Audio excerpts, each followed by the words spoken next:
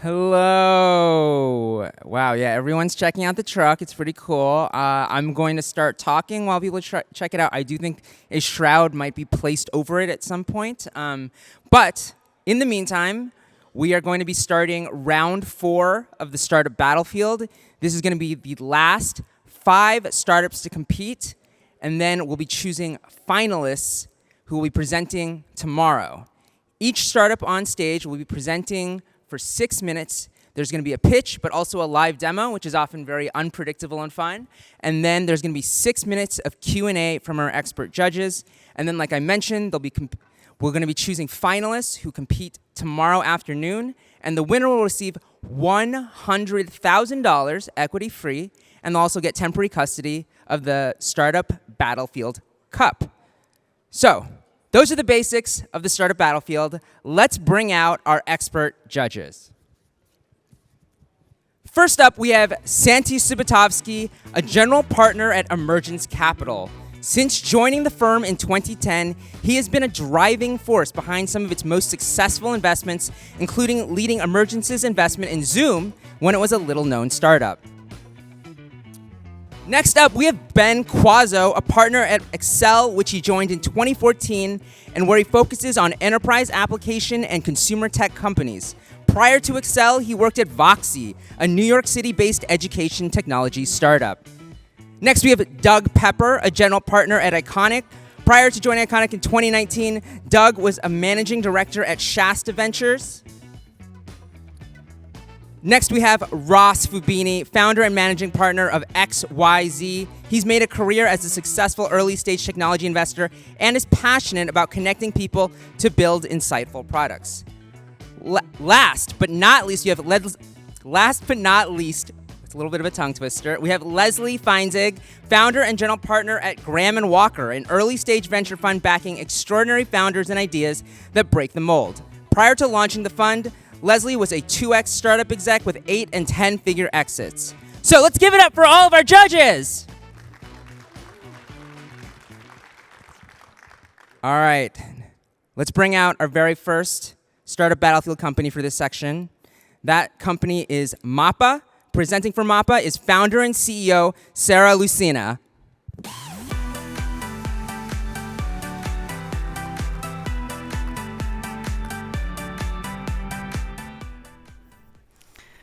Hi, everyone. It's a pleasure being here with you all. Thank you for spending time with us. My name is Sarah Lucena. I'm the founder and CEO at Mapa.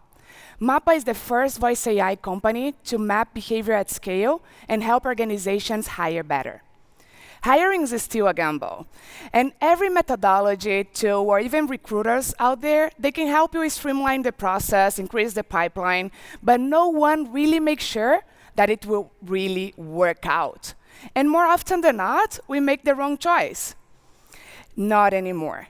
Mapa really understands people based on their voices and match based on compatibility, creating connections that work every single time.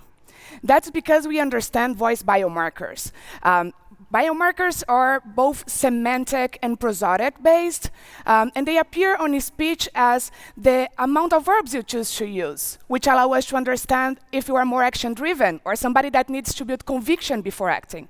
The amount of times you refer to yourself versus how many times you refer to other people allow us to understand your relationship with control, ownership, teamwork, the pitch, the volume, the jitter of your speech. Every single nuance of your voice allow us to understand how you actually act, think, and work with others.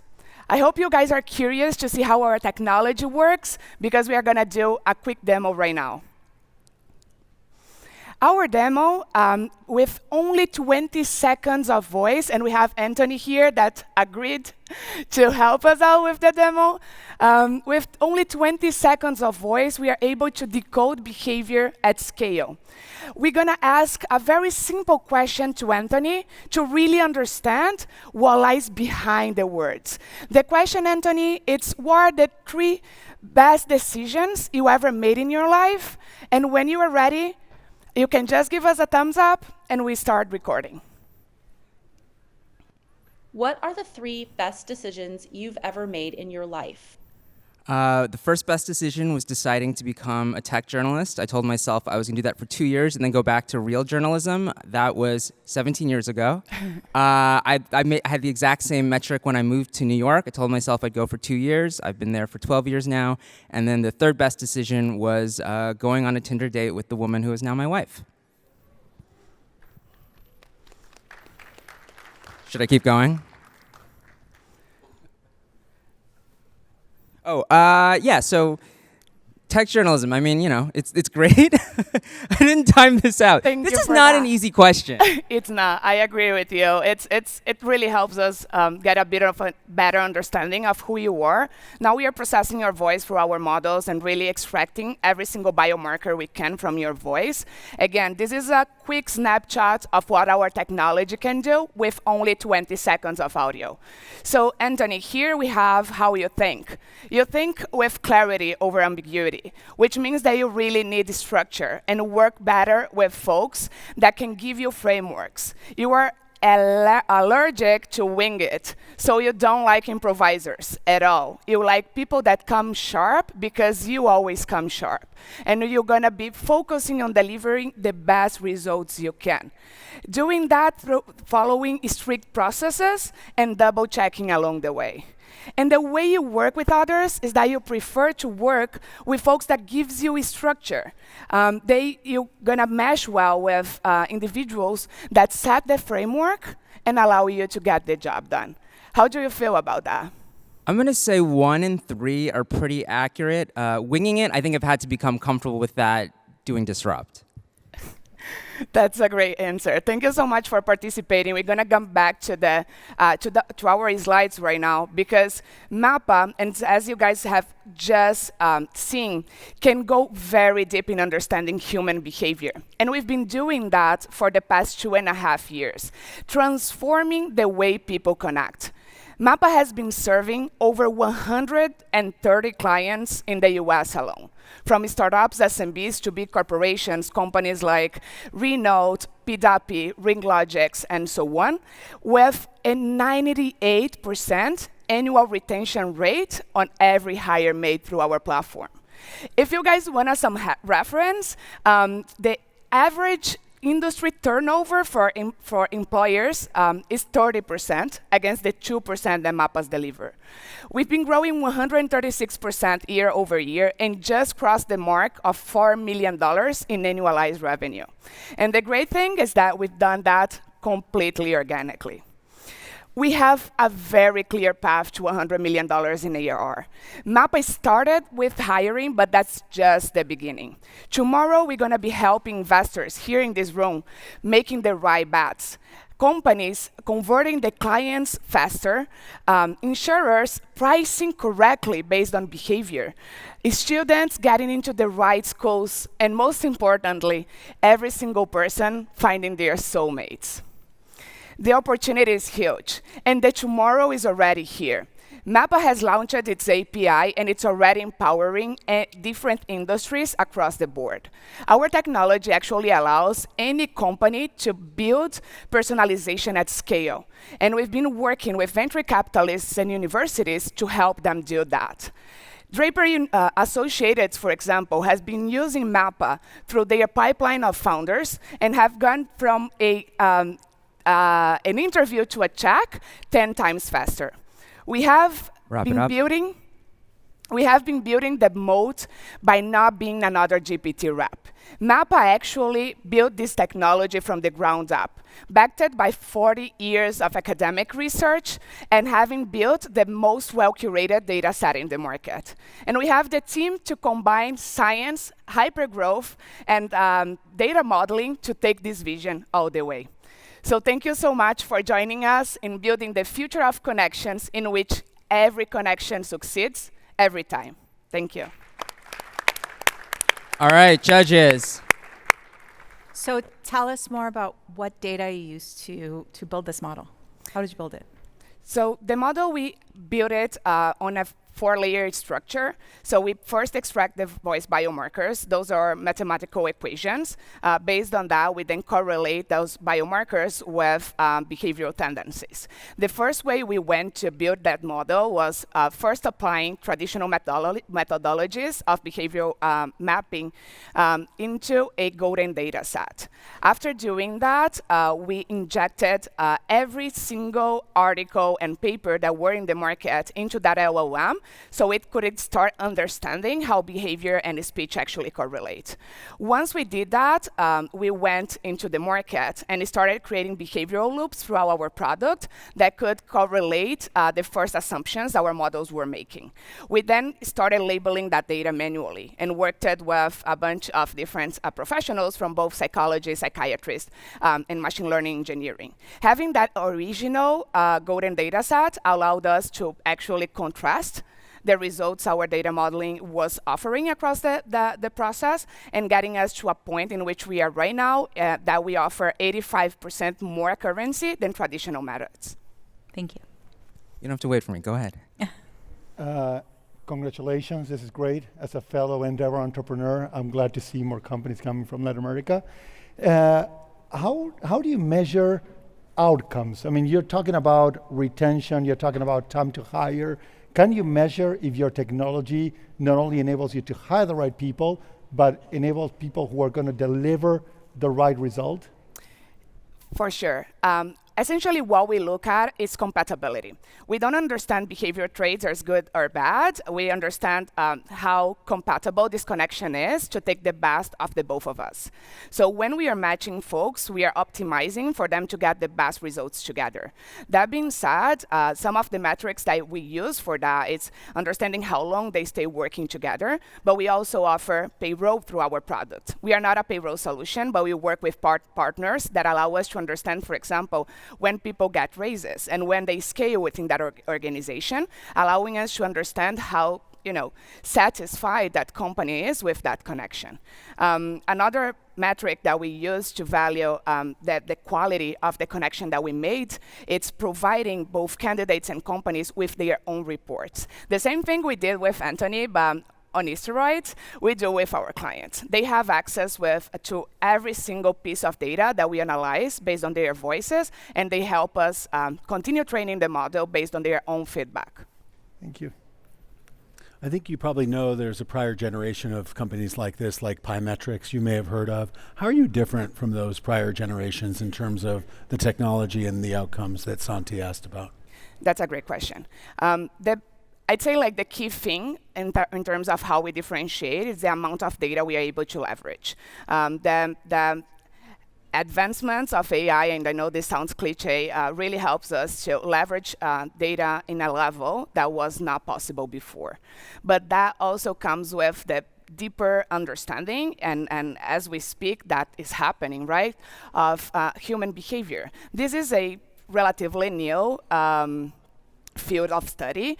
We've been studying that for the past 40 decades. So that's not a lot of time if we think about how long research goes. But combining those two things and actually being intentional about that, how we build the infrastructure of that data set really differentiate us, because we not only accounted for different accents and different geographics, but also different outcomes and how people actually got socialized to create behavioral profiles that were not superficial, or that were not like reading sentiment, but rather predicting how people will act now and in the future. And so I think an angel dies every time an engineer starts a recruiting company here in the Valley. But you've got tremendous customers and other use cases. What's the most logical second role you sell to in an existing customer right now after recruiting? Yeah, and I agree with you. The difference between our technology and other hiring solutions, and I know there is a bunch here and everywhere else, is that we are not really looking into optimizing the process, right? Like, we are not looking into incrementing pipeline or making interviews faster. We are actually solving the problem, which is, will that connection work? That's what Mapa is here for. And that is rather infrastructure level technology, right? We went to the market with the product that we have because we needed to actually train the models based on that feedback loop. If we hadn't had a client-face fronting product, we wouldn't have enough data to get to the point of predictions we have now. Now we are able to launch this API and empower different industries. So venture capital is the first one that we've been working with, and we've been helping venture capitalists to actually quantify their gut feeling and making sure that they are not betting on the same guys every time, but rather on the outliners that will actually make their investment multiply. We're also working with 7 universities, helping them bring on the right students based not only on their scores and GPDs, but essentially in what they bring to the table. All right, give it up for Mapa. Great job. Let's bring out our second startup in this batch. That startup is Super Teacher. Presenting for Super Teacher is founder and CEO Tim Novikov.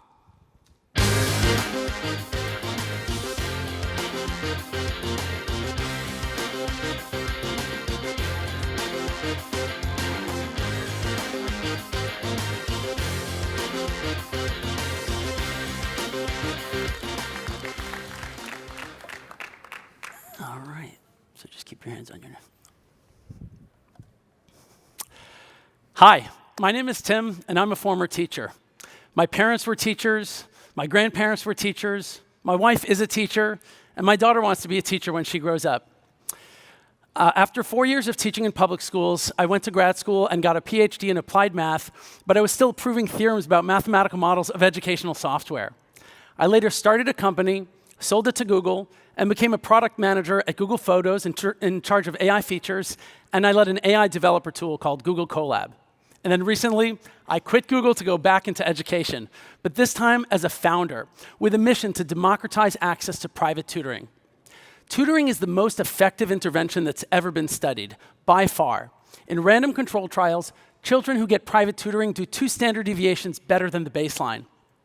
The only problem with tutoring is it doesn't scale. It requires a lot of coordination between tutors and students, and it's expensive.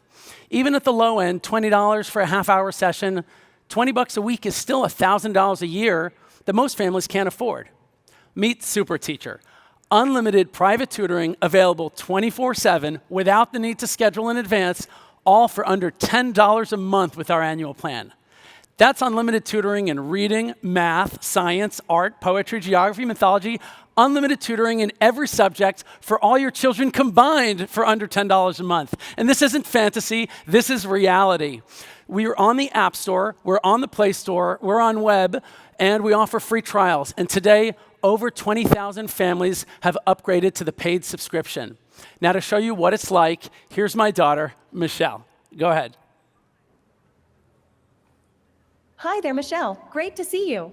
Let's do a live demo with a question about fractions. Jada painted 2/7 of the fence yellow, and Kevin painted 4/7 of the fence blue. Michelle, how can we find the total fraction of the fence they've painted so far?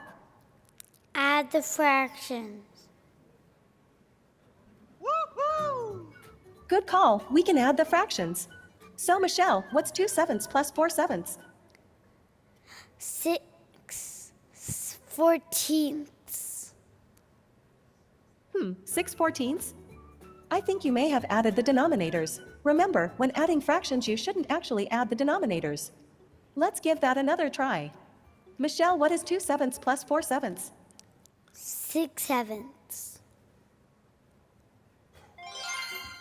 Yes, 6/7.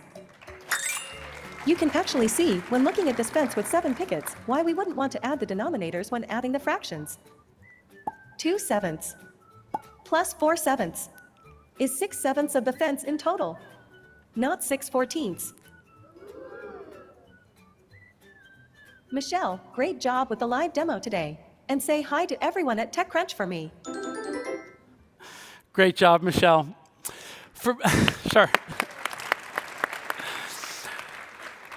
For parents, Super Teacher is a one-stop shop offering unlimited tutoring in dozens of subjects. And in reading, it's everything from what are the letters of the alphabet and what are the sounds of the letters of the alphabet, and learning to read starting with 3-letter words and moving up through so-called blends and digraphs and compound words, and eventually reading comprehension, spelling, grammar, and poetry. In math, it's everything from what are the numbers 1 to 10, and then learning to add, subtract, multiply, divide, estimation, rounding, fractions, adding and subtracting fractions. Unlimited tutoring in all the hardest, most foundational topics in elementary school. In science, we follow the science of reading, so it's a phonics-based program emphasizing phonemic awareness. And in math, we follow the lesser-known but equally cool science of math instruction with systematic, direct instruction on the concepts, the procedures, the applications, and we use flashcards to develop so-called fluency and automaticity in math. Kids love Super Teacher. Many kids will do hundreds of lessons in Super Teacher. Each lesson is about 10 minutes of intensive one-on-one tutoring. But we realized with a consumer app, we can only really reach the children of the parents who are going out there looking for supplemental materials. To reach the kids who need the help the most, you really have to go through the schools, and specifically the public schools. That's why today, I'm excited to tell you about our second product, Super Teacher for Schools. When a school buys Super Teacher, every family gets unlimited private tutoring for free, available 24/7 all year long. Great for afternoons, evenings, weekends, sick days, snow days, and of course during the summer to prevent learning loss. Every teacher gets effectively a fleet of private tutors available at beck and call to tutor her students at centers, stations, during choice time, or however she sees fit in the classroom routine. Teachers can assign lessons to students. Principals can monitor progress in dashboards. IT teams can set up Super Teacher in minutes with fully automated rostering and SSO. And children, they can choose the Super Teacher avatar that they prefer. Now, let's talk about traction. I'm excited to announce for the first time today that we have passed 1 million lessons delivered in Super Teacher, lessons completed by real children out there. I'm also excited to say that we're about to pass $1 million in revenue. So we're doing well by doing good, dramatically decreasing the cost of private tutoring. We're now in districts across the country, including New York City, the nation's largest school district, Hawaii, the only district that's a whole US state, and dozens of rural and suburban districts across the country. But the US is just the beginning. There's over 1 billion children out in the world. Imagine the human potential that could be unlocked if every child growing up has unlimited access to tutoring in reading, math, and science. That's what Super Teacher is all about. And the crazy thing is, we've built this product. We don't need to wait for any more models. The technology exists. There's nothing to it but to do it. So if you want to join the Super Teacher revolution, if you're a parent, try it. If you're a principal or superintendent, buy it for your school. And if you're an investor, reach out because the fundraise starts now. Thank you very much.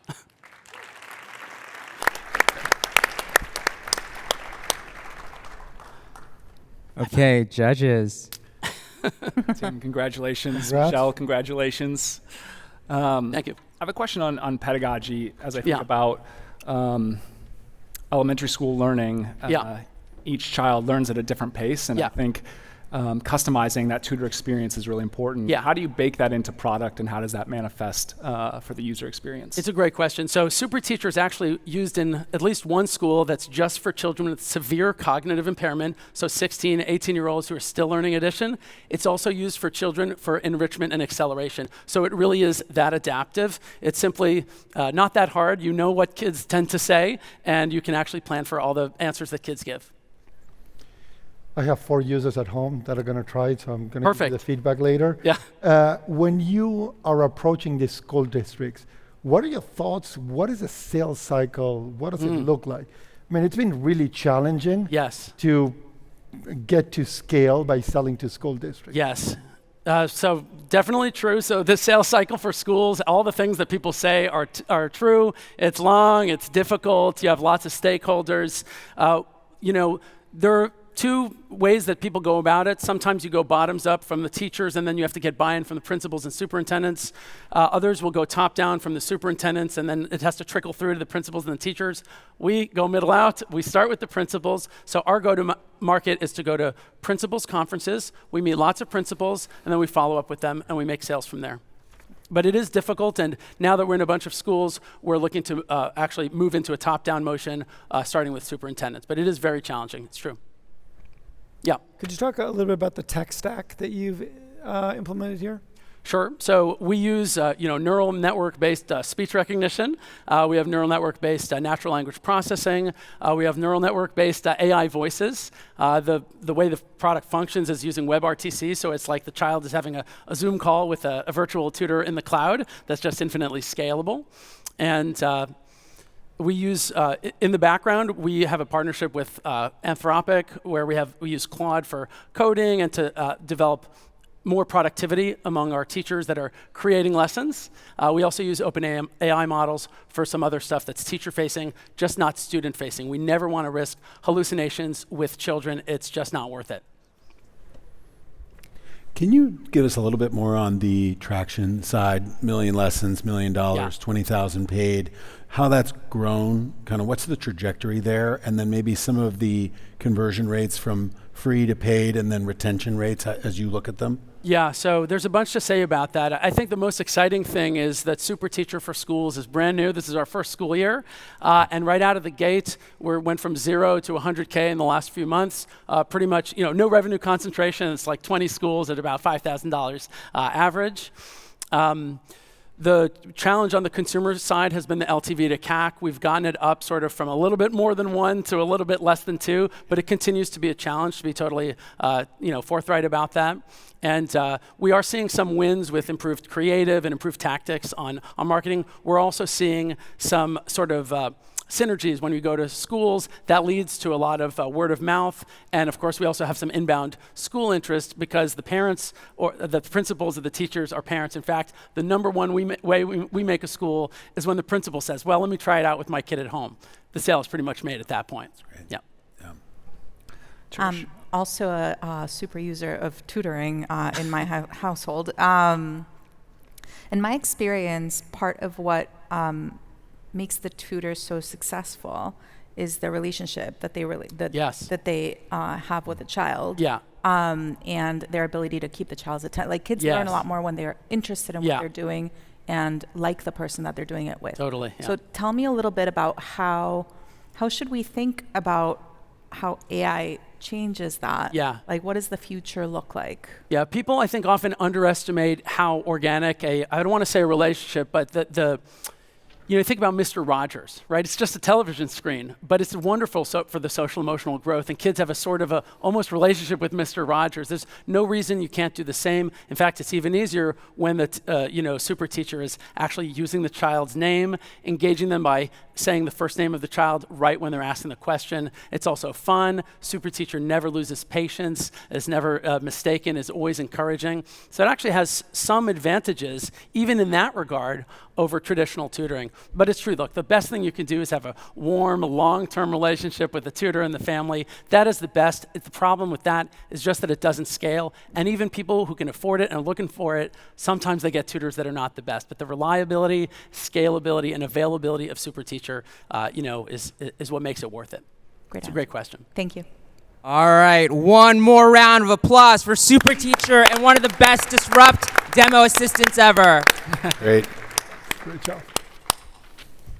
All right, I think we are going to take a short, well, we're not taking a break, but we're kind of just filling some time as I think we're figuring some things out. Judges, how are we doing? This is great. Impressive so far. She was very serious at the desk. I thought it was 6 over 14 too. I don't know about you. Yeah, I think she's getting the first check out of here. Yeah. I think she's annoyed that she had to say the wrong answer. Yeah, exactly. She knew she's got a 4.0 behind her. I know how denominators work, man. Dad, you made me look like an idiot.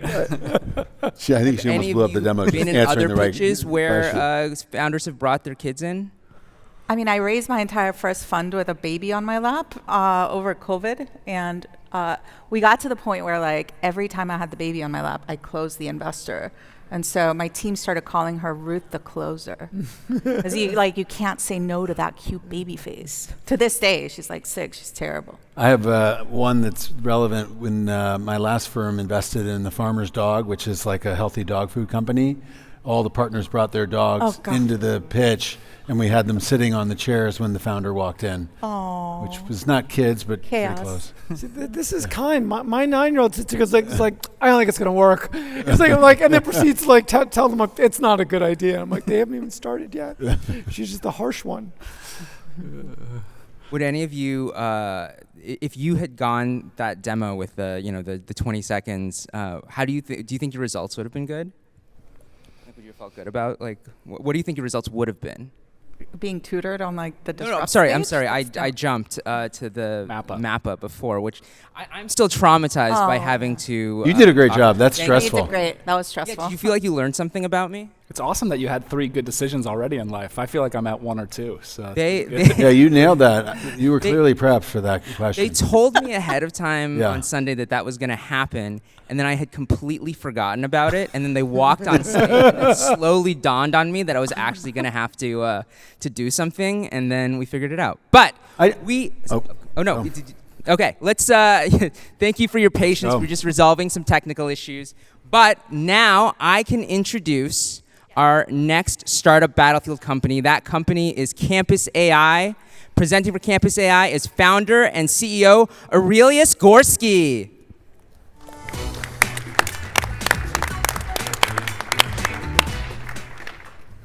Hello, friends from the innovation ecosystem. We are Campus AI, and we believe that the next wave of value from AI shouldn't come from better AI models. It should come from better human readiness. But there is a problem. Less than 2% of people have practical AI skills. And if we will not fix that in the next 5 years, around 800 million people could lose their jobs in the next 5 years. My name is Aurelius. I was born in Poland. And because of our history, we didn't have so strong innovation ecosystem like here. So I spent over a decade building one. Together with friends, we opened a national network of co-working spaces. I brought to Poland Venture Cafe Foundation, and I co-founded Cambridge Innovation Center in Warsaw. But building innovation ecosystem in traditional way is time-consuming, takes a lot of time, and it's possible only in large cities. So for last 3 years, I've been on a mission to make innovation ecosystem accessible for everyone. And I don't mean just big cities, I mean everywhere. There's a famous African proverb. It takes a village to raise a child. And in upcoming AI revolution, we will need those villages even more than ever.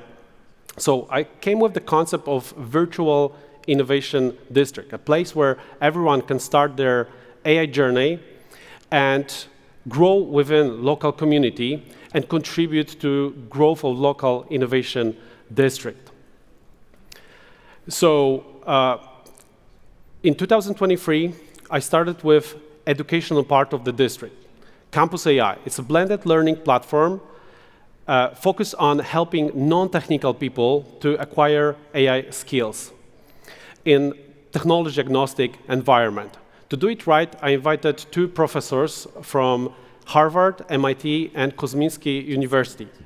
Together, we created human plus AI method, and people love it. The results speaks for themselves, like 40% increase in productivity, 60% in job satisfaction. And everyone starts with Me plus AI path, where everything is guided program through our virtual learning environment. And when people feel ready, they can add additional elements from our program, community, or project-based learning modules. Corporates can customize their learning paths for all the teams and track the progress of every employee, which is super helpful for upskilling. Our business model combines 3 elements. So it's B2C subscriptions for individuals, B2B upskilling program for entire organizations, and we have also B2B2C model where we allow our customers to use our technology to bring their ideas to life through our AI-driven virtual twin technology. Even those last 2 years were focused mostly on development, we proved that all elements of our business model works. We have 35,000 paying clients and over 70 organizations who use our method for upskilling. We are over 2 million in ARR, and we are super proud that 11 top European universities choose our technology to build world's first joint university for 120,000 students. Our blend of technology, programs, and branding makes us very unique, but something what makes us really hard to copy, which is very important in AI revolution, is our local community approach. People can very easily switch from being just a learner to being co-creator of local districts.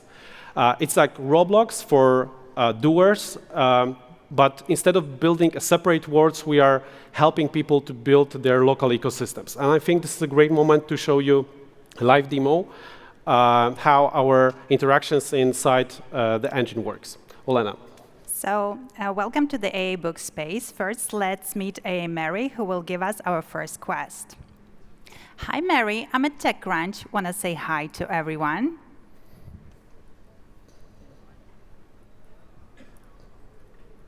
Hello, TechCrunch. How's it going? Are you enjoying the conference? I'm Mary, and I'd love to introduce you to Campus AI. Do you want to discover new knowledge or jump straight into some hands-on practice? Practice.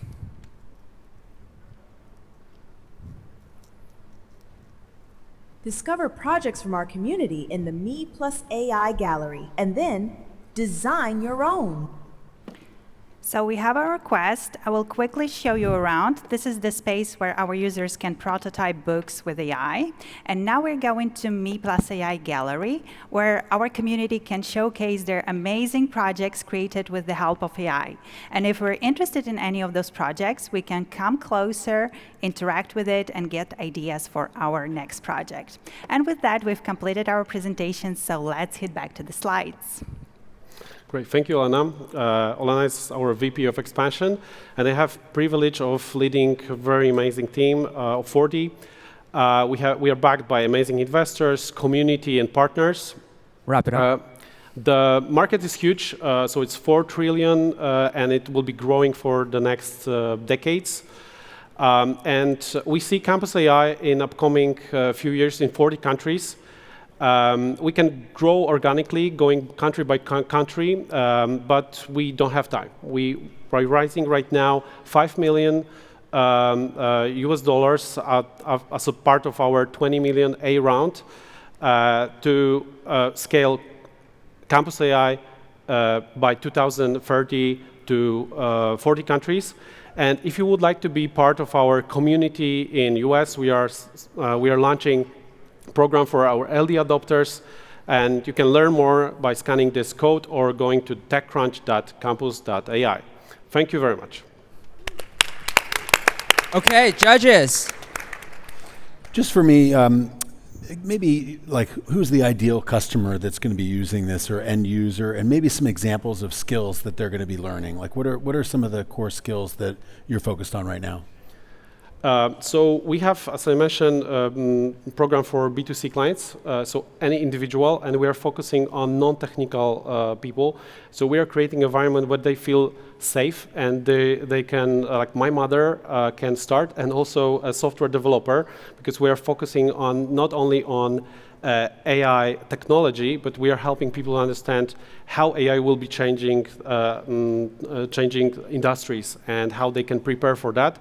And we have also programs for entire organizations, so even like 10,000 people inside one organization can go through dedicated paths, and organization through HR or leadership could really measure who is acquiring those skills. I did have a follow-up question based on that answer, because that was helpful. The durability of this. There aren't very many universities out there still teaching the internet or mobile. People got that now. How long do you think there's the need for this kind of AI learning and training? Where we're not only the education itself, the idea is to actually create the innovation district. So we help people understand how to leverage AI to actually build a project. So we're encouraging them to build their own startups, or if they're working for organizations, we encourage them to leverage AI for their job. It's amazing how much you build with very little resources, but it feels that you're building multiple companies. I mean, the B2C, the B2B, the virtual world. So why all at the same time, given that even the go-to-market is different, and not just pick one? It's a very, very good question, and it's a huge challenge. We are right now preparing to address all those different markets through dedicated teams, partners, but we don't want to take entire market. We are looking forward to create a strong partnerships with local ecosystem players. So we are building more like a menu for local and playbooks for local ecosystem players, and we want to support them with co-creation layer local districts.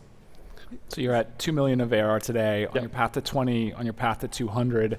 What do you think drives that across those three models, B2B, B2C, B2B2C? What would be your hypothesis waking up a year or two from now at 20, and what the core revenue driver would be? So we just starting our, let's say, full marketing programs. So we will see in upcoming months how much we really can get from this B2C market.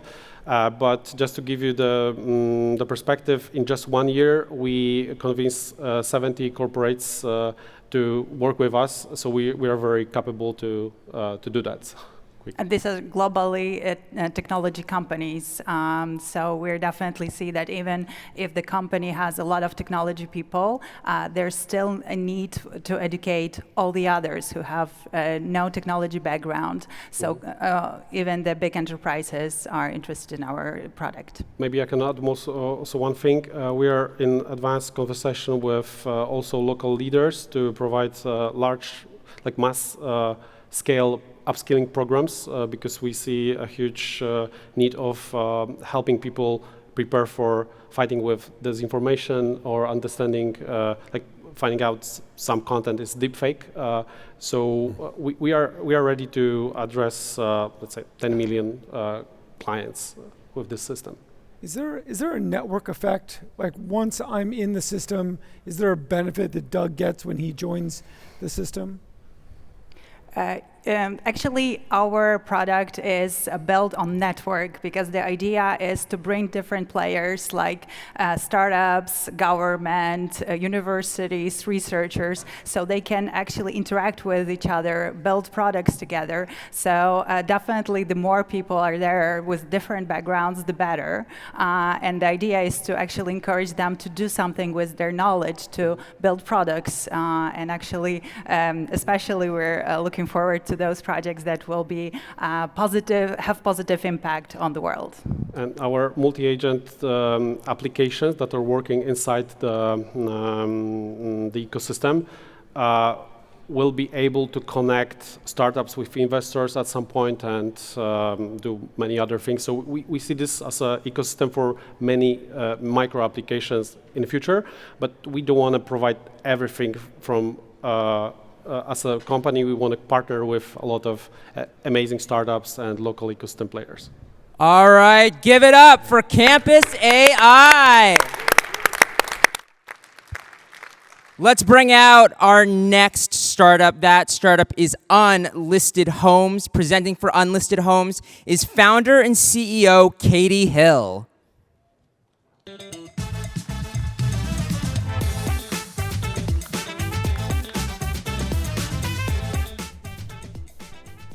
Hello, TechCrunch Disrupt. I'm Katie Hill, founder and CEO of Unlisted. a revolutionary new real estate technology company helping buyers and homeowners unlock opportunities in the 98% of homes that aren't for sale yet. Unlisted was born when I mentioned to my neighbor that if he was ever interested in selling his home, I was interested in buying it. He wasn't ready to move yet, but he was thinking about his retirement plans and was thrilled to know that somebody wanted his house. We chatted a bit further and agreed that I would have a right of first refusal whenever he was ready. Neither of us was in the market to buy or sell, but there we were having a meaningful conversation about a future transaction. This got me thinking. Traditionally, real estate is viewed as black or white. A home is either for sale or not for sale, and each year only about 2% of homes list for sale. Current real estate platforms focus on this small sliver, leaving buyers to refresh their Redfin feeds like slot machines, hoping to get lucky, have something good pop up, and then rush over and make the biggest financial decision of their lives. No wonder Zillow found that 65% of Americans cry when buying a home. But as my neighbor and I demonstrated, real estate is not black and white. Nearly 2/3 of homeowners sit in the gray space of, I would sell right now, I just haven't gotten around to cleaning out the attic, to I know I'm going to sell next spring when my youngest graduates from high school, to I'm always for sale for the right price. It's a $31 trillion market opportunity that Unlisted is designed to capture. Let's go to the demo. The Unlisted platform has every home in America. We created beautiful profiles from 121 million properties using AI, Google, and public record data, making the entire market discoverable. Not only meaning the supply side is set. When buyers can't find what they're looking for from the 2% available on the other sites, they can come to Unlisted and see the whole market. Not only can buyers search every home in the US, they can join wait lists for homes that aren't for sale yet, meaning buyers can make the first move, proactively getting in line for their favorite homes. When buyers join wait lists, they can indicate what they like about the home and their timelines to move, giving homeowners all new insights as to the marketability of their properties. Homeowners can also edit their property profiles, meaning for the first time, homeowners are in full control of how their home appears online. They can edit property data, they can add photos, and soon they'll be able to track home maintenance. It's the digital equivalent of curb appeal, allowing homeowners to perpetually collect interest in their most important asset. Our vision for these property profiles is that they become a digital asset that sits next to the physical asset that can be passed from homeowner to homeowner. Furthermore, homeowners can express their timelines to move, allowing Unlisted to match them with buyers and forecast future transactions. Not surprisingly, the real estate industry is interested in what we're doing. Let's go back to the slides and take a closer look at the Unlisted business model. Unlisted is free for buyers and homeowners. We created subscription products for real estate agents so that they can see the future of real estate that we can see and advertise to audiences in their local markets. We're on track to sign over $1 million worth of contracts this year. Furthermore, not only do agents bring us revenue, but they also invite their current clients to Unlisted, meaning Unlisted gets paid to acquire users. Combined with the network effects inherent in real estate and our marketing efforts, it's working. Over 1.4 million property profiles have been viewed. Over $1 billion worth of homes have been owner updated, and over $7 billion worth of homes have been waitlisted just since June. All of this user activity drives valuable data. As you saw in the demo, homeowners can express their timeline to move, and more than half of them have. This means Home Depot can reach homeowners who plan to be in their homes for the next 20 years. Northwestern Mutual can reach homeowners who don't have a plan for their properties. Rocket Mortgage can reach homeowners who plan to buy something in the coming years, and Sotheby's can reach homeowners who are ready to sell soon. And this is just one data point. We have thousands more that are increasing in value daily, which is why we see ourselves as a data company, not a real estate company. Which brings our flywheel full circle back to revenue. It's important to mention that Unlisted is not a brokerage and does not collect commission or referral fees. We want to be with the homeowner the whole time they're in their home, not just when they're ready to transact. We want to be an ongoing, impartial resource for buyers and homeowners as they control their real estate destiny. It's a mission our team believes in passionately. Speaking of the team, I'm a 2-time VC-backed founder and Chicago Booth MBA. Sam brings over 20 years of engineering experience and leads an incredibly talented engineering team, and we're surrounded by marketing and operations experts. We've raised $3 million to date, led by Hearst Lab, and we're advised by real estate, tech, and media giants. Name an industry more ripe for disruption than real estate. And recent shakeups mean the time is now. We're currently raising a seed round to capture this moment and our momentum. Finally, I'm thrilled to announce that the Unlisted app is now live in the Apple App Store. I invite all of you to download it today. Judges, I ask that you advance us to the final round to help us on our mission to change luck to logic in real estate. And I thank you all for your time and welcome your questions. Okay, judges. Can you share, have you had any transactions? I'm sorry? Have you had any transactions, any homes sold? So we know about transactions anecdotally when the real estate agents tell us about it. We're staying completely out of the transaction, just creating the connection, and then encouraging homeowners and buyers to do the transaction however they want to, whether they want to use a full service agent, they want to use a real estate attorney, however they want to do it, that's up to them. How are you? So first of all, really impressive time management. Thank you. That's like the 1 second mark. So can you walk me again through the value prop for each of the kind of parts of the ecosystem that you're like, why do I spend time on this if I'm not planning to sell my home, or if I'm planning to sell it in 10 years or whatever? Like, what's in it for me? What's in it for someone who is looking for a home but is not able to buy? Right, like there's no intent. There's no like immediate intent in anybody that's part of it. So what's in it for them? Well, so we are actually trying to capture intent, and that's what the timelines do. And there's like a survey you can take when you join a wait list so that we understand what your plans are. And then the homeowners can take a very similar survey when they're updating their property profile. I think we're ideal for people who are hoping to move in the next 1 to 3 years. Like that's where you're really motivated to. The idea is if you're a homeowner and you have a wait list, another identical home doesn't have a wait list, you're more valuable. You have better information about what might happen when you go to list. And so like that's what you might want to start to generate as you're preparing to sell.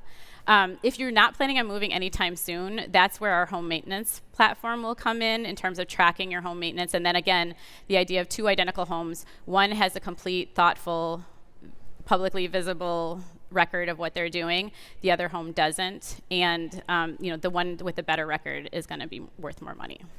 Thank you.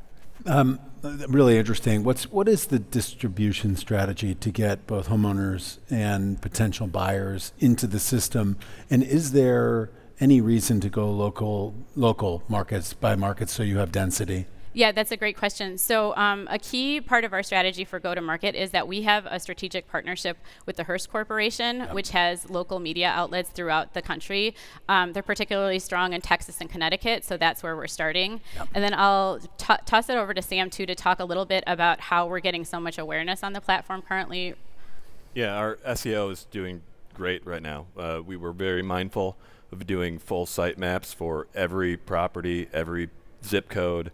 And so, I mean, only 6% of our app and site has been crawled so far, but that has really made a huge impact. A lot of people are searching for specific addresses. That's a huge gateway for us. Great. How do you incentivize good behavior from both sides of the marketplace, supply and demand? Historically, real estate, there's been an information arbitrage from concealing, thoughts and intent. How do you incentivize to kind of buck that behavior on platform? That's exactly what we're trying to disrupt, is like bring more transparency to the whole market. We want that, if you're a buyer and you can get ahead in line, for a home that's coming, you're incented to express your interest in that. And on the homeowner side, again, if you created a lovely property profile, you're going to attract more interest and have more options lined up when you're ready to transact. I guess just to follow up on that, as a buyer though, there isn't really downside for me to show intent on supply on platform. And so I've noticed a lot of bad behavior on Zillow or other platforms where a buyer will say, I'm interested at this price only to suss out a potential sale price and then drive that price down. How do you I see what you're saying. So I think that's something we're definitely going to have to address. We have a vision that when a homeowner has a lead list or a wait list of homes, that there will be processes to qualify that lead list. It's probably a commercial opportunity to work with a lender to pre-qualify, and that's also why we're working with real estate agents, because they're experts in sussing out what's real and what's not, and like that, we think that's a great application for those partners of ours. Are the real estate agents, so once I begin the decision to sell my house, help me understand is the real estate agent benefited by the fact that I'm on the platform? So right now, the way that it works is they can see activity. We're selling packages to real estate agents by zip code. So they can see activity in the zip code. They can see that homes have been claimed. They can see that wait lists people have added themselves to the wait list. We don't share the consumer data with them. They can use our marketing services and pay an additional fee if they would like to run a campaign to some of these strategic audiences. But yeah, so that's how it works right now. And then right now, it's just it's their contact information put in front of this highly qualified audience. Got it. An advertising model like what you would expect that the consumer reaches the agent. Final quick question. What is Zillow's strategy here?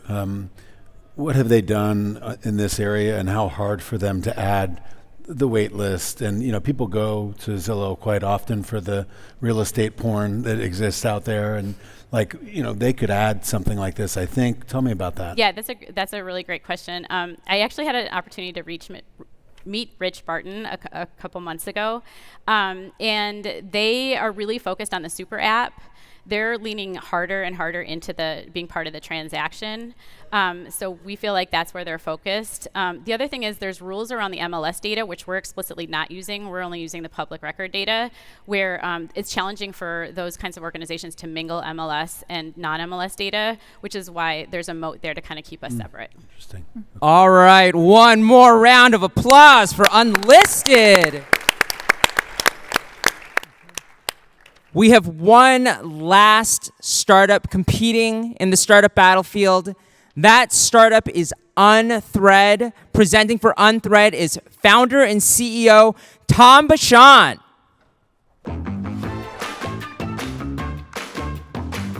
Hey.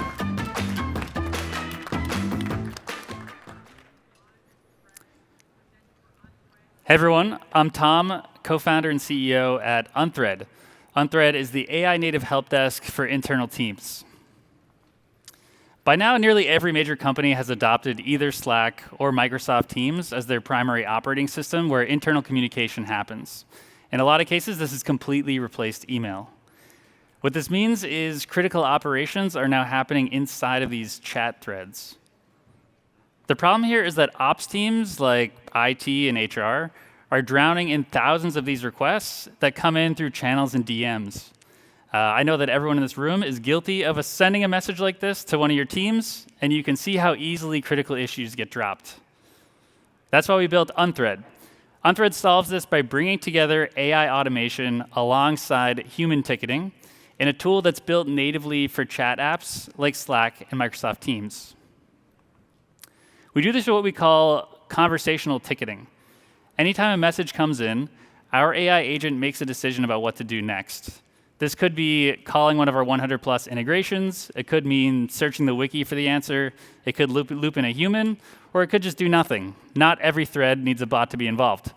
But this means that employees get to submit their issues the way they always do inside of the chat apps that they use every day, which is important because the idea of filing a ticket is becoming a thing of the past. Let's take a look at one of our customers, Lemonade, and see how they support their 1,500+ global employees within Unthread across their IT, HR, procurement, legal, and dozens of other teams. Specifically, let's look at how do I get a new laptop? In the old way, I would search through thousands of Confluence pages, hope to find the right link to a Jira form while I fill out a bunch of details, and I hope to hear something back in a few weeks. Let's go through a live demo of this in Unthread. So here I'm in Slack, and I'll say, hey, I need a new laptop. As soon as I send this message, Unthread's bot understands the intent of what I'm asking, knows how to route it, and in this case, it should route it directly to the IT team's bot that they've built within Unthread.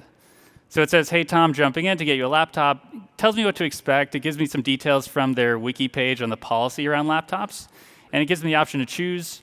Now, I'm a bit of an Apple fanboy, so I'm definitely going to go with the MacBook Pro.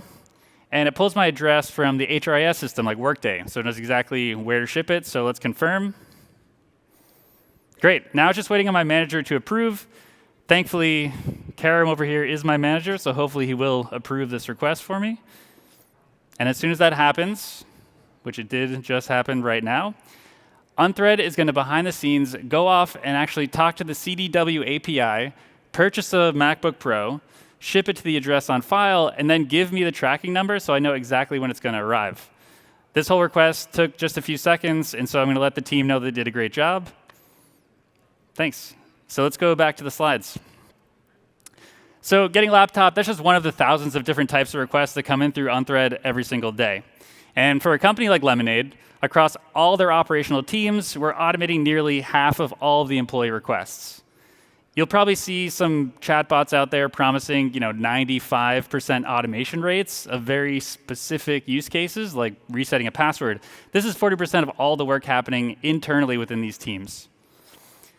With that, we've been growing really quickly with over 80 customers, growing 15% month over month, with 120% net revenue retention. This is the result of our land and expand strategy. We can launch with an IT team or an HR team, and then expand to others really quickly once they're on the platform. We're also really excited today to announce that we just signed our first Fang customer, who similarly launched with just a few teams and now has over 10 teams fully using Unthread to manage their work. So the billion-dollar incumbents in the space are missing this movement from the traditional ticketing systems into conversational ticketing. And we know this because we've been moving some of their customers off of their platforms and onto Unthread, because we can bring this smooth conversational experience into the tool that their team's already using every day. To do this, we need to be more than just a chatbot. We need to be a full end-to-end help desk system, and we're building the AI native version of the Atlassian stack. So that means everything from ticket intake and deflection. Deflection being how many tickets are automatically solved through the AI. We have our own ticketing back office, which means we're not subject to the limitations of the legacy ticketing players. And lastly, because we're the source of truth for all these operations, we can build a self-learning documentation system that automatically updates your docs based on actions and answers given in some of these threads. Our founding team has been working together for nearly a decade. My co-founder, Jake, joined my first company, which was acquired by Cruise, where he and I worked on AI for self-driving cars. We then left to start Everyspace, an HR platform, which is where we saw this problem with ops teams firsthand. With the move into these chat apps, the way that they were tracking work was completely getting lost, and we knew there needed to be a better way. So that's why we built Unthread, the AI native help desk for internal teams.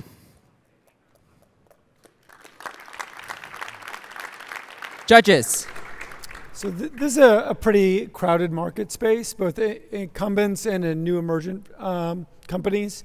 Where's your ICP right now, and where are you focusing? Traditionally, so for the past year, we've been focused on mid-market companies, primarily in the IT and HR space.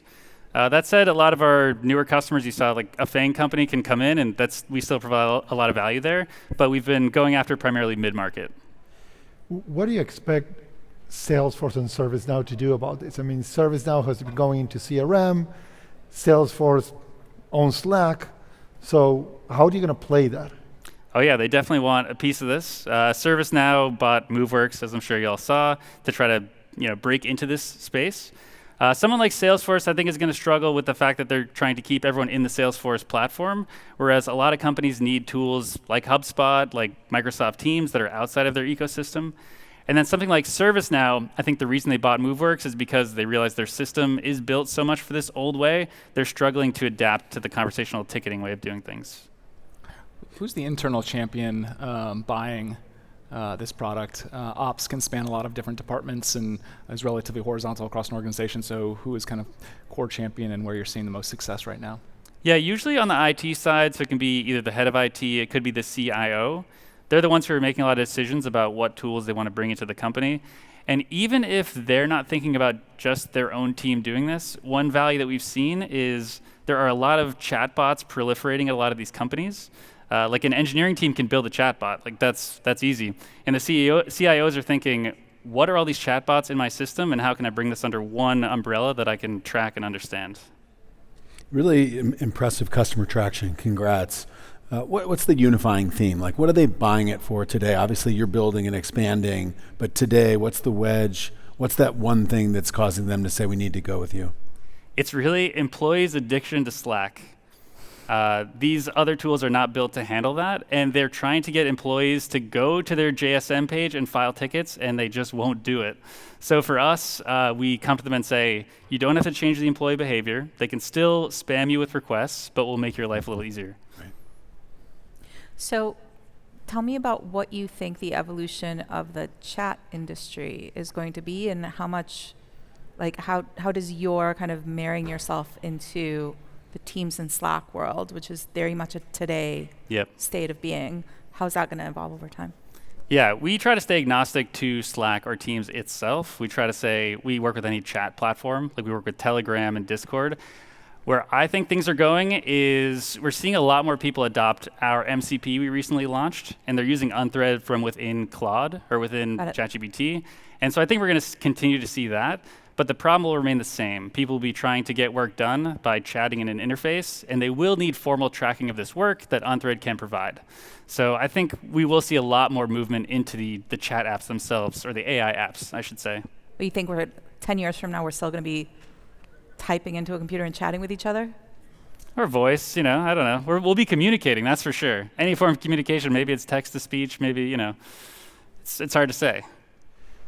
What's the accuracy of the tickets that your system is solving? Depends on the type of request. So I cited Lemonade as one example to show the breadth of the system across completely random requests that it's impossible to predict every sort of request that's going to come in.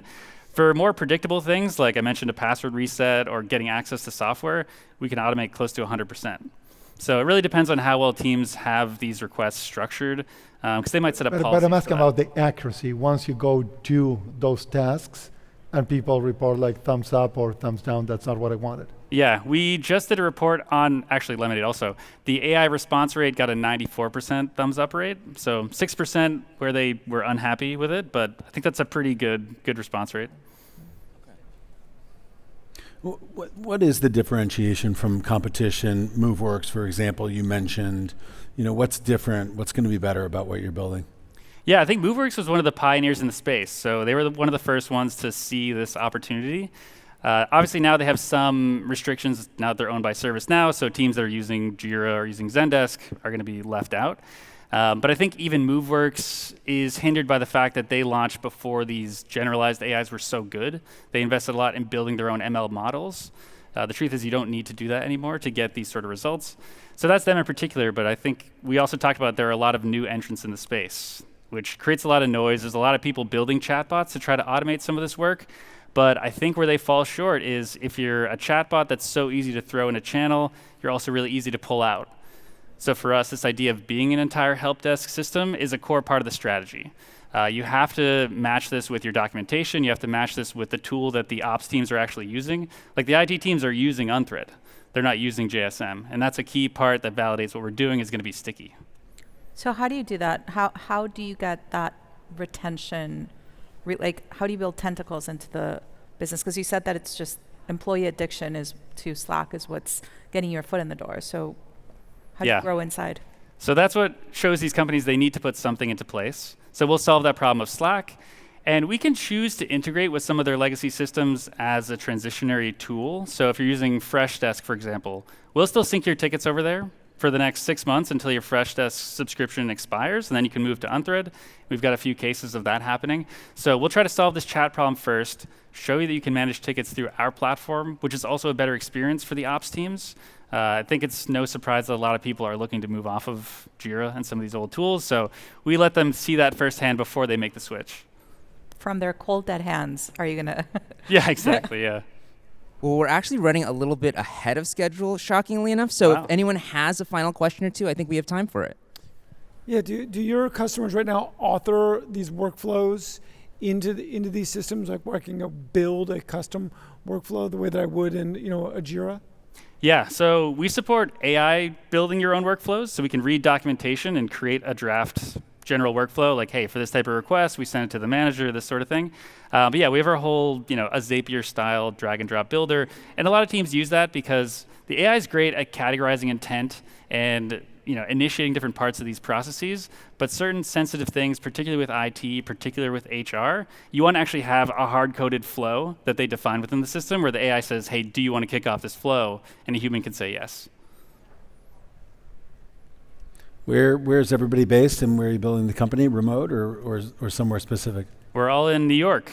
You're in New York. Controversial place to build an AI company, from what I hear. But not at all. Great place to build. It's good to be back in San Francisco. New York is great, though. Yeah, we still have a little bit more time, I think. What do you guys got? You mentioned Lemonade. What's another customer example that you think is just using this right, adopting it for what, and expanding in what ways? Another great example is XAI. They onboarded a little less than a year ago, and they're a good example where their IT team first came to us. They wanted to find a tool that would integrate with Grok to run some of their automations, which we were AI agnostic.